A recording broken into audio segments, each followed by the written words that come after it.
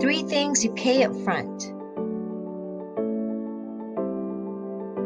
First, earnest money deposit.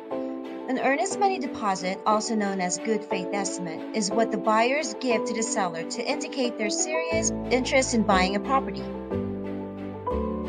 Usually, earnest money deposit is between 1% to 3% of the purchase price.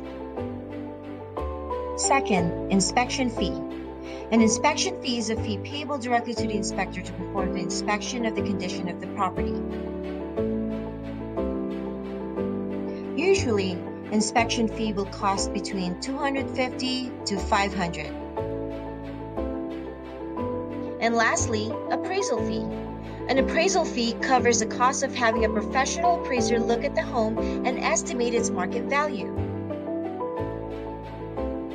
Usually, it runs between $650 to $1,000.